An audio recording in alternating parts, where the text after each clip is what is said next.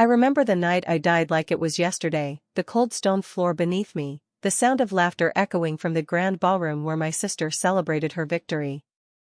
She stood there in her golden gown, smiling sweetly as she clung to the arm of the man who was supposed to be mine, and my family applauded her as though she were their shining jewel.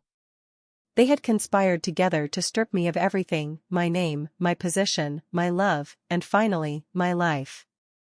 A goblet of poisoned wine and a sister's smile were all it took. When my vision blurred and my chest burned, their faces blurred into one final image of triumph. But fate is cruel and kind all at once. When I opened my eyes again, I was not lying cold in my own blood but staring into the mirror of my younger self. The same delicate face, the same long hair untouched by despair, the same night of betrayal, but this time I was not too late. This was my rebirth, my chance to rewrite the ending. I clenched the edge of the vanity and swore I would never again bow to them. They would all taste the venom they fed me.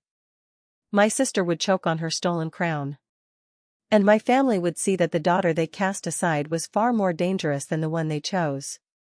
The first step was simple: act the part.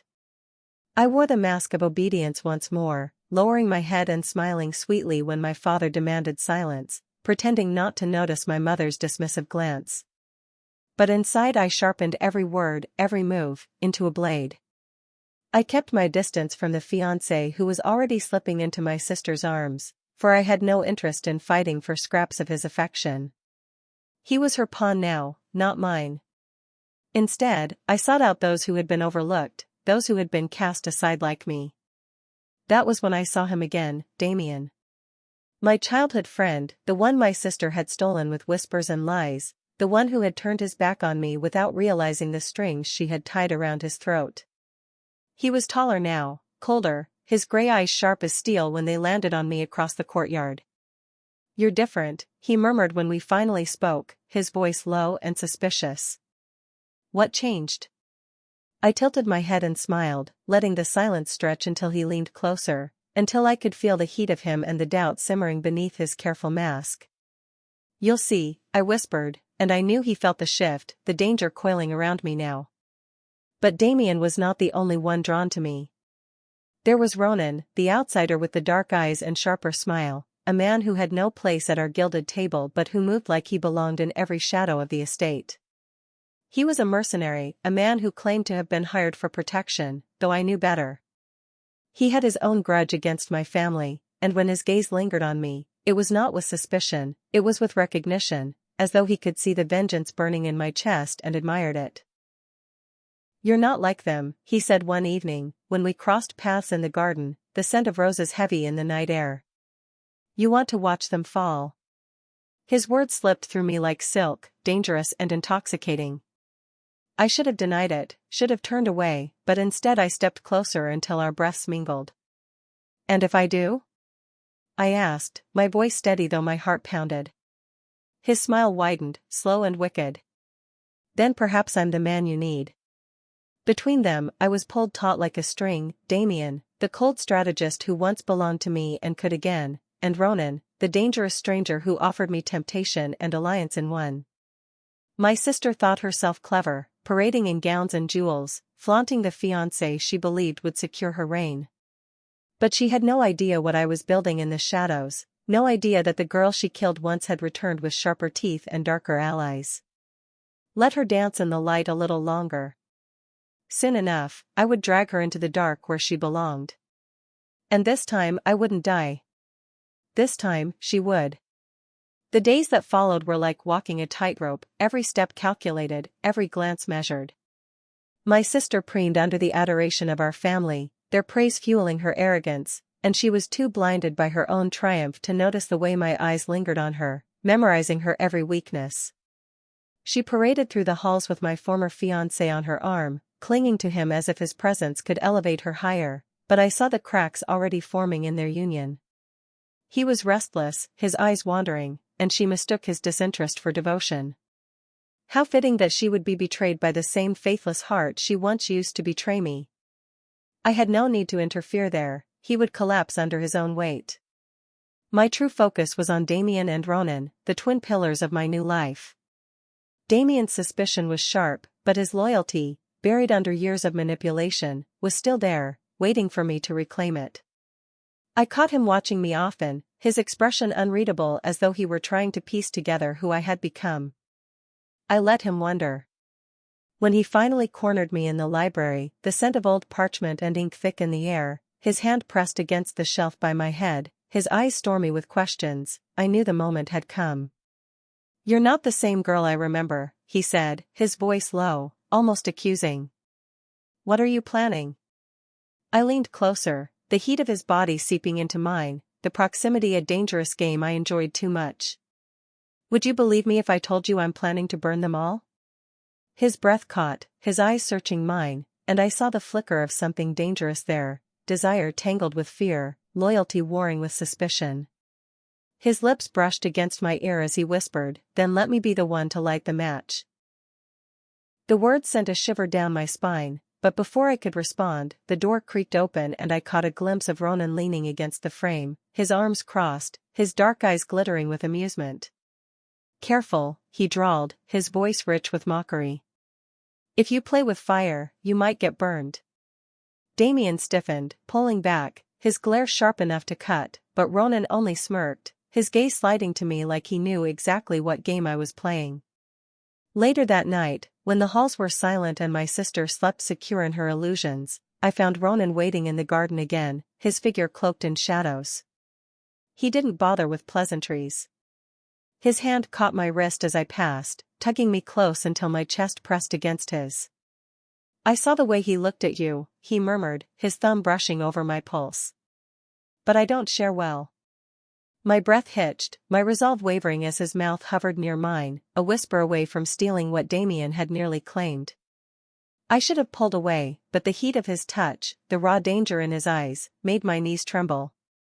I tilted my chin up just enough for my lips to graze his, a fleeting promise I had no intention of fulfilling just yet. His grip tightened, his jaw clenched, and when I slipped from his hold with a coy smile, his growl followed me into the night. It was delicious, the tension between them, the way they circled me like wolves scenting blood, both unwilling to back down yet both too smart to strike openly. And I reveled in it. Let them fight for me. Let them burn with jealousy while I pulled their strings.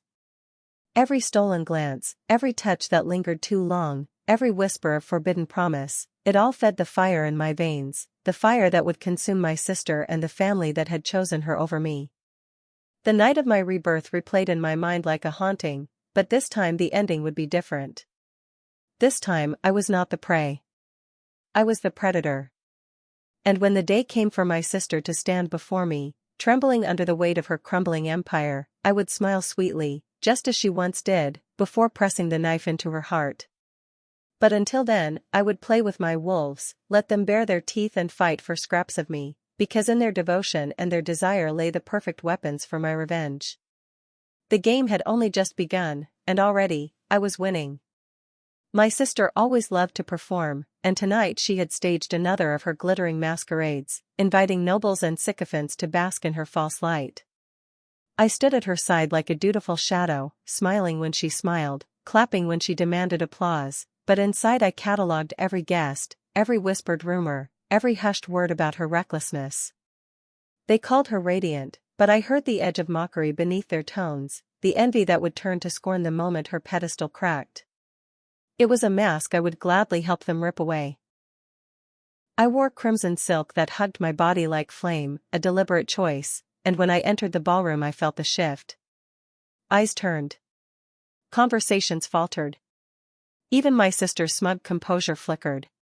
She was dressed in gold again, desperate to remind everyone she was the sun, but against my fire she looked like pale morning light, fragile and fleeting. Damien was the first to approach, his gray eyes darkened with something close to hunger as he offered me his hand for the dance. I let him lead me onto the floor, the crowd parting, the music swelling. His grip was firm, his movements precise, but it was the way he looked at me that left the room scorching, like I was a secret he couldn't stop unraveling. "You're playing a dangerous game," he murmured, spinning me into his chest, his lips brushing my temple as though the words themselves were a kiss. "And you're helping me play it," I countered, tilting my face up to meet his stare. For a heartbeat, the world narrowed to just us, the music fading, the tension between us sharp enough to break. But then a hand clapped onto Damien's shoulder, forceful, and Ronan stepped between us, his smile all sharp teeth. "Careful, strategist," he drawled, plucking me from Damien's grasp with infuriating ease. "You're not the only one who can dance." Damien's jaw tightened, but he released me, and I felt his eyes burn into my back as Ronan swept me away. His hold was looser, more dangerous, his steps intentionally offbeat to keep me guessing, but there was a thrill in the unpredictability. He leaned down, his breath hot against my ear. "Do you like making him jealous? Or do you just like tempting fate? Why not both?" I whispered back, letting my lips brush his jaw as we turned. His chuckle was low, dark, and it vibrated through me like a warning I wanted to ignore. My sister's eyes bored into me from across the ballroom, her smile brittle as cracks formed in her golden mask. I knew she hated how both men hovered near me, how their gazes never strayed far. She was used to being the center, the darling, the one others gravitated toward. And now, she watched helplessly as I stole her stage without saying a word. After the dance, I slipped away, the heat of both their stares trailing me into the shadowed hallways. It wasn't long before Damien found me, his hand gripping my arm, pulling me into a hidden alcove. His mouth was inches from mine, his voice rough with restrained fury. "He doesn't deserve to touch you." I should have pushed him away, but instead I pressed closer, my lips ghosting over his without giving him what he wanted. "Then claim me, Damien," I whispered, my challenge hanging between us. His eyes flared, his breath ragged, but before he could close the distance, Ronan's voice echoed down the corridor, dark and mocking. "Looks like I interrupted something again." Damien cursed under his breath, pulling back, and I felt the storm brewing between them, ready to break. But I wasn't afraid. I wanted the storm. I thrived in it. As I left them both standing there, tension crackling like lightning in the air, I smiled to myself. Let them fight, let them burn for me. Every spark between them was fuel for the fire I would unleash on my sister. And when the time came, they would both kneel beside me, not just as lovers, not just as allies, but as weapons sharpened by desire and jealousy. My family had no idea what kind of war I was building in their golden halls. The night of the masquerade lingered in the air long after the last guests had departed, tension coiling like smoke through the corridors of the estate. My sister's rage was palpable, though she tried to hide it behind brittle smiles. I caught the sharpness in her eyes, the way her fingers clenched against her jeweled fan whenever Damien's gaze strayed to me or when Ronan's shadow loomed too close. She confronted me the next morning in her chambers, her golden hair spilling over her shoulders, her face painted with false sweetness. "You always were jealous, weren't you?" she sneered, circling me like a viper. "You think wearing red makes you the center, but no one will ever see you as more than my pale echo." I smiled, tilting my head just enough to let her believe I was still the timid sister she once crushed. "You may be right," I said softly, watching her smugness bloom. "But echoes have a way of haunting forever." Her face twisted, but before she could retort, a knock at the door interrupted us. Damien entered, his expression sharp and unreadable, and she immediately softened, fluttering like a moth desperate for flame. He bowed politely to her, but his eyes, those cold, stormy eyes, never left mine. My sister prattled on, desperate to command his attention, but when he excused himself and asked me to walk with him instead, I saw the fury in her trembling hand as she gripped her fan tight enough to crack the lacquer. Outside, in the shaded gardens, Damien's mask slipped. "She's planning something," he said, his tone clipped. "I can feel it. And she'll use him." I knew he meant my former fiancé, the weak-willed pawn she paraded around. I laughed softly, the sound surprising even myself. "Let her. The higher she climbs, the harder she will fall." His hand brushed mine then, tentative yet desperate, the strategist undone by the fire he barely concealed. "If you let me," he whispered, "I'll make sure it's her blood that stains the floor this time, not yours." My chest tightened, but before I could answer, a voice interrupted from the shadows. Ronan leaned lazily against the column, his smirk infuriating and intoxicating. You speak as though she needs your help to slit a throat, he drawled, his eyes flicking between us. But I've seen the way she moves, the way she plans. She doesn't need you, strategist. She needs me. Damien bristled, his grip tightening on my hand, but I stepped between them, letting my palms rest lightly on their chests, feeling the heat of both, the tension vibrating under my touch. I need both of you, I murmured, my voice a silken trap. For a moment, neither moved, neither spoke. Their breaths tangled with mine, two storms colliding around me, each unwilling to yield yet both unwilling to lose me. My lips curved into a smile I didn't bother to hide. This was power, not the empty crown my sister clutched, but the ability to bend these men, these wolves, to my will. That night, when the halls were silent again, I found Ronan waiting for me outside my chamber, his figure carved by moonlight. He stepped close, his hand cupping my jaw, his thumb brushing over my lip. You play with us like pieces on a board, he murmured, his voice low and dangerous. But what happens when the pieces refuse to move the way you want? My breath caught as his mouth hovered over mine, his body pressing me back against the door. For a heartbeat, I wanted to give in, to taste the darkness he promised, but then Damien's voice rang from the corridor, sharp and accusing, pulling me back from the edge. Ronan's smirk deepened as he stepped away, leaving me trembling, unsatisfied, and burning with more than just rage. Choose carefully, little flame, he said before vanishing into the shadows. I pressed my hand to the door, my heart racing. The danger wasn't just my sister anymore. It was the men circling me, tearing at each other for a claim neither was willing to surrender. And I welcomed it. Let them fight, let them bleed, because in the end, it was I who would decide. It was I who would rule. Whispers spread quickly through noble halls, and it wasn't long before the rumors reached my ears, that my sister was growing reckless, that her fiancé had been spotted dallying with another woman, that her grip on the family's allies was beginning to slip. I listened quietly, feigning disinterest, but inside I savored every word. Her empire was cracking, and I had only just begun pressing against the fault lines. That evening, my father summoned us to the great dining hall, his voice booming with manufactured pride as he announced that my sister would soon be overseeing one of the family's most valuable estates. She preened under the attention, her smug smile directed squarely at me, as if to remind me of her so-called supremacy.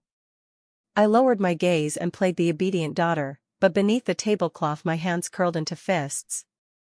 Let her take the estate, I thought. It would be the very stage on which her ruin unfolded. After the feast, I excused myself and slipped into the courtyard, the moonlight silvering the fountain at its center. I wasn't alone for long. Damien appeared, his expression taut with restraint, the kind of restraint that barely held back years of longing and bitterness. He stepped close, his shadow mingling with mine, his voice little more than a growl. She doesn't deserve what she's been given. We both know that estate should be yours. I tilted my face to his, the closeness dizzying. Then help me take it, I whispered. His hand brushed against mine, tentative at first, then firm, as though sealing a pact neither of us dared speak aloud. His breath grazed my cheek, and for a moment the world narrowed to his heat, his steady presence, the kiss that trembled on the edge of happening. But then a familiar chuckle drifted from the darkness, and Ronan emerged, leaning casually against the stone pillar, his smirk infuriatingly smug. How touching, he drawled. The strategist pledging his loyalty. Or is it his heart? Damien stiffened, his jaw tightening, but Ronan's eyes were locked on me, dark and glinting with something rawer than mockery. You think he can protect you? He plays by rules, little flame. I don't. He stepped closer, his gaze never wavering, until he was close enough that the heat of both their bodies pressed against me from either side. Damien bristled, his hand possessive around mine, but Ronan's hand slid to my waist, his touch bold, claiming. The air was charged, heavy with tension and heat, their rivalry sparking like flint and steel. For a heartbeat, I let it consume me, their eyes on me, their jealousy, their hunger. It was intoxicating, this power, this dangerous game that could topple kingdoms. I leaned forward, just enough that my lips nearly brushed Ronan's, then turned sharply so that they almost met Damien's instead. Both men froze, breaths ragged, and I smiled, slipping free of their grip with deliberate slowness. "I don't need protection," I murmured. "I need victory. And whichever of you delivers it will find my loyalty, and perhaps more." Their silence followed me as I walked away, the tension still sizzling in the air like lightning before a storm. I knew they would both follow. They couldn't help themselves. And as long as they circled me, as long as they burned for me, I would use them both to bring my sister's golden throne crashing down. For in this game of vengeance, love was just another weapon, and I wielded it better than anyone. The estate my sister had been granted was a sprawling jewel of stone and marble, perched on cliffs that overlooked the sea, but I saw it for what it truly was, a gilded cage she could never hope to tame. I insisted on accompanying her for the journey under the guise of sisterly support, though every step I took within those halls was a step toward her downfall. The servants eyed her with veiled disdain, whispers already spreading about her arrogance, about how she squandered coin on feasts and dresses while ignoring the crumbling foundations of the estate. I tucked each rumor into my arsenal, ready to unleash them when the time was right. Damien rode with us, his presence quiet but commanding, his gaze constantly scanning, calculating. Ronan appeared days later, uninvited yet unsurprised, claiming his services were requested by a concerned benefactor. My sister bristled at his intrusion, but I said nothing, watching with hidden satisfaction as the two men hovered near me, their rivalry sharpening with every passing day. One evening, as the waves crashed below the cliffs and the halls of the estate echoed with drunken laughter from yet another of my sister's banquets, I slipped away to the terrace, craving silence. Damien found me first, his hand brushing mine as he offered a goblet of wine. "She's unraveling faster than I thought," he murmured, his voice low. "It won't take much to push her over the edge." I sipped slowly, my gaze fixed on the horizon. "Then let's push." His eyes darkened, the steel in them softening only when he leaned closer, his lips barely grazing my temple.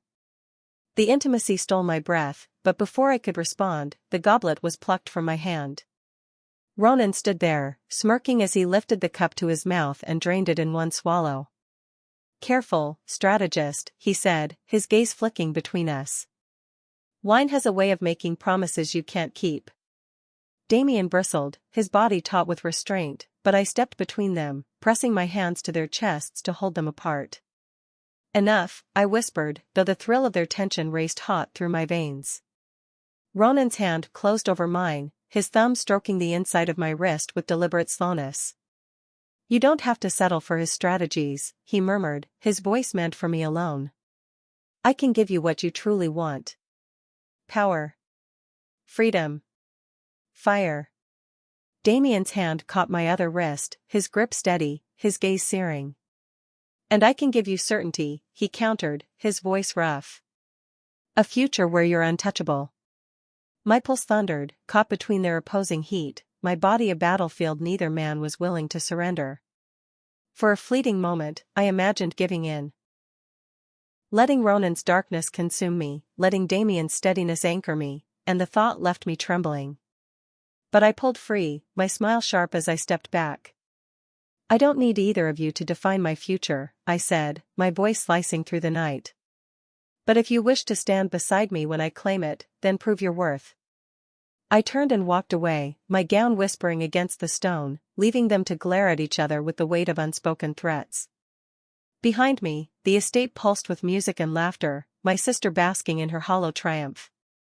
She believed herself untouchable, adored, invincible. But soon she would learn the truth. Her allies were fickle, her foundations rotted, and the very men she dismissed as shadows were mine to command. The storm was coming, and she would be the first to drown. It began with whispers in the banquet hall. Nobles traded glances as my sister stumbled in late, her hair disheveled, her dress wrinkled, her smile too wide. She was drunk on her own excess, her laughter brittle, her voice shrill as she commanded music and dance. They humored her, of course, but I saw the truth in their eyes, the cracks of respect, the first slivers of doubt. I fanned the flames quietly, weaving words into conversations like poison slipped into wine. She has such bold tastes, doesn't she? I murmured to one lord, letting my eyes flick meaningfully toward the overflowing goblets. To another, I whispered, have you heard? The estate's coffers are nearly empty. Lies and truths tangled until even I could not separate them, but it didn't matter. Perception was all that counted, and perception was already turning against her. Damien worked the shadows with me, subtly redirecting her allies, planting doubts in their minds with carefully chosen questions. Has she fulfilled her promises? He asked one merchant, his tone mild but sharp enough to cut. Has she honored your agreements? By the end of the night, half the guests wore polite smiles and calculating eyes. Ronan, on the other hand, chose chaos. While Damien whispered doubts, Ronan stirred temptation and danger. I caught him slipping away with certain nobles, his hand heavy on their shoulders, his words low and dangerous. Bribes, threats, promises, I didn't know what he offered, only that when he returned, men who once fawned over my sister now avoided her gaze. She noticed, of course. She stormed into her chambers later that night, slamming the door so hard the windows rattled. You, she hissed, her eyes narrowing at me where I sat calmly before her vanity. You're behind this. You're turning them against me.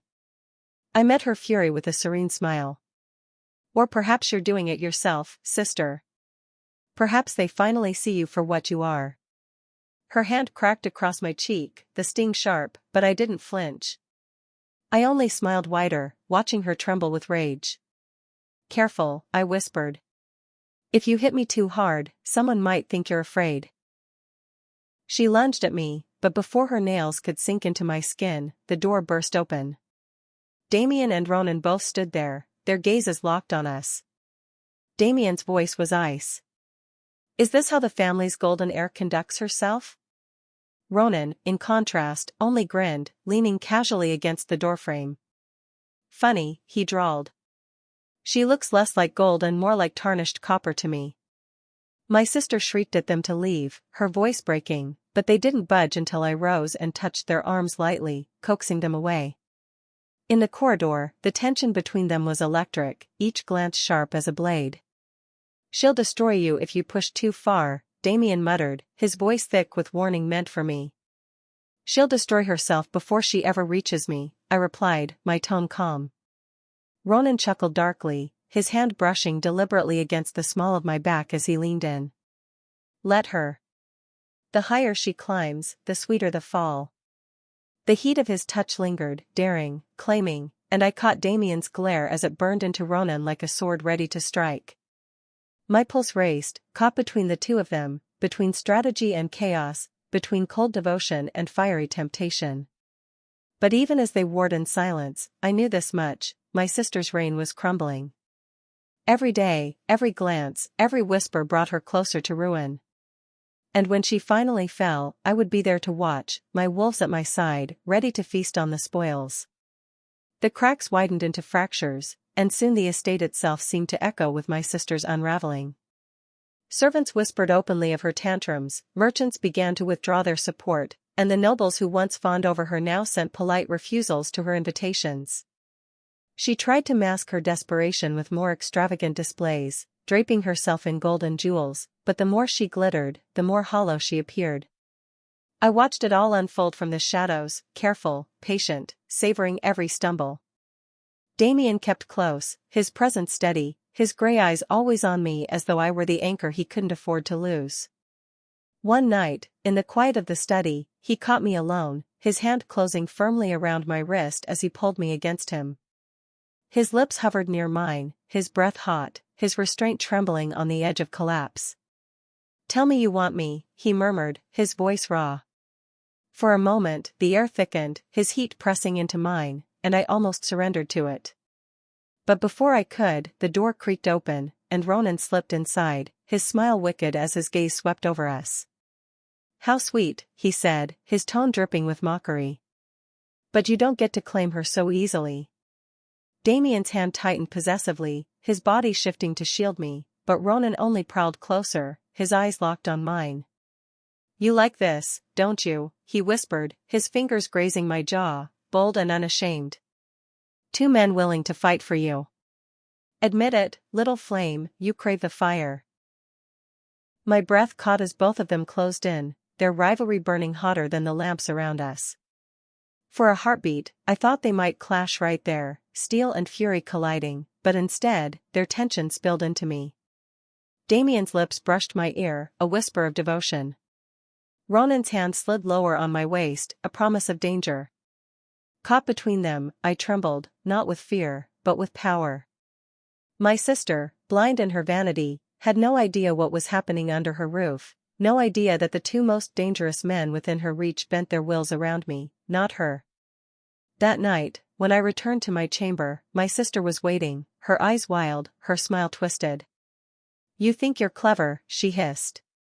Parading around in your crimson gowns, stealing glances that don't belong to you. But they'll tire of you. They always do. I met her venom with calm, my lips curving into the same sweet smile she once used to kill me. Perhaps, I said softly. But they'll tire of you first. Her face darkened, her fists trembling at her sides, and for the first time, I saw it, the fear behind her fury. She knew she was losing. She could feel her throne slipping through her fingers. And I, the sister she once poisoned, the shadow she cast aside, was the one tightening the noose. Damien offered me certainty. Ronan offered me fire. My sister offered me only her hatred. And I would take it all, weaving it into the perfect weapon, until she finally bowed at my feet. The night of reckoning was drawing near. The night of reckoning began not with a scream but with silence. My sister's grand feast, meant to dazzle and reassure her crumbling allies, was sparsely attended. Half the nobles sent excuses, and those who did arrive came out of obligation rather than loyalty. I watched from my seat as she tried to laugh, her voice high and strained, her smile stretched too thin. Every toast she gave fell flat, every song she requested seemed like a dirge. I leaned back, sipping my wine, savoring the unraveling. Damien sat at my side, his presence calm yet lethal, his hand occasionally brushing mine under the table, a silent reminder of his loyalty. Across the hall, Ronan lounged against a column, his dark gaze flicking between me and the guests, a predator waiting for the perfect moment to strike. The air grew tense when one of the merchants, emboldened by whispers of her weakness, spoke out. My lady, we have yet to see repayment for the grain you purchased, he said, his voice carrying. Shall we expect the same delays with the new shipments? My sister froze, her smile faltering as murmurs rippled through the hall. She stammered an excuse, but the damage was done. More voices rose, questions sharpened, doubts bared like teeth. I hid my smile behind my goblet, knowing this was the moment I had been waiting for. When she fled the hall in humiliation, I followed at a distance, Damien shadowing my steps. We found her in the corridor, her golden gown pooling around her like a crown slipping from her head. She turned on me, her eyes wild, her voice trembling. You did this. You turned them against me. No, I said softly, stepping closer, my voice a blade cloaked in silk. You did it yourself. I only made sure they saw. She lunged, her nails sharp as claws, but Damien caught her wrists, his strength unyielding. She struggled, shrieking, until Ronan appeared from the shadows, his expression dark with satisfaction. Pathetic, he muttered, his gaze on her like a wolf regarding prey. You thought yourself untouchable, and yet here you are, begging for scraps of respect. She spat at him, her voice hoarse. You'll regret crossing me. I stepped forward, cupping her chin in my hand, forcing her to meet my gaze. No, sister. You'll regret crossing me. For a heartbeat, the hall was silent but for her ragged breaths, my wolves flanking me, Damien steady and relentless, Ronan wild and dangerous. The three of us, united in this moment, and her, trembling in the ruins of her pride. The climax had arrived. My revenge was no longer a dream, it was real, tangible, pulsing in the air around us. And soon, her golden empire would collapse entirely, leaving nothing but ashes at my feet. The final blow came swiftly, a culmination of every whispered rumor, every calculated betrayal, every poisoned seed I had sown. My sister summoned what remained of her allies for a desperate gathering, her voice shaking as she promised them riches, stability, a future only she could secure. But when the doors opened and the hall filled, it was not her voice that commanded the room, it was mine. Damien stepped forward first, presenting ledgers that revealed her embezzlement, numbers twisted to cover debts she could never repay. Ronan followed, tossing letters onto the table, correspondence she thought hidden, proof of bribes and threats that tainted her name. Gasps filled the chamber, nobles recoiling as the Golden Daughter's mask crumbled. She turned to me then, her eyes wide with horror, her lips trembling. "You," she whispered, the word a curse, a plea, a final recognition. "It was always you." I walked to her slowly, my crimson gown trailing like blood in my wake, and I smiled the same sweet smile she once gave me on the night she killed me. "Yes, sister," I said softly. "It was always me." She lunged, wild and desperate, but Ronan caught her by the arms, his grip unyielding as she writhed. Damien stepped to my side, his hand steady at the small of my back, grounding me, claiming me. Together, they held her as she screamed, her voice echoing off stone walls, until her strength broke and she crumpled, her golden crown slipping from her hair to the floor. I picked it up, feeling its weight in my hands, and for the first time it felt right. Mine. The room erupted then, the nobles bowing, the merchants pledging loyalty, the whispers turning into a chorus of approval. My sister had been dethroned, her power shattered, her legacy burned to ash. And I stood in her place, victorious. Later, in the silence of my chamber, the two men who had walked this path with me remained. Damien, ever steady, his eyes soft now that the war was won, his hand warm in mine. Ronan, leaning in the shadows, his smirk tempered with something rawer, something almost vulnerable. They both looked at me, waiting, wanting, and for the first time I saw the truth clearly. My heart chose certainty. I stepped to Damien, pressing my lips to his, sealing the bond we had forged in fire and blood. His arms closed around me, fierce and sure, as though he had been waiting his whole life for this moment. Ronan watched, his jaw tightening, but then he laughed, low and bitter, shaking his head. "I knew it would be him," he said, stepping closer to brush his fingers over my cheek one last time. "But remember, little flame, I'll always be the fire at your back." And then he was gone, leaving only the echo of his heat behind. I turned back to Damien, my lips still tingling from his kiss, my heart steady in my chest. My sister was ruined, my family brought low, my revenge complete. And though the path had been lined with blood, desire, and betrayal, I emerged not as the shadow they once despised, but as the woman who burned brighter than them all. The crown rested on my head, Damien's hand held mine, and for the first time in 2 lives, I was truly free.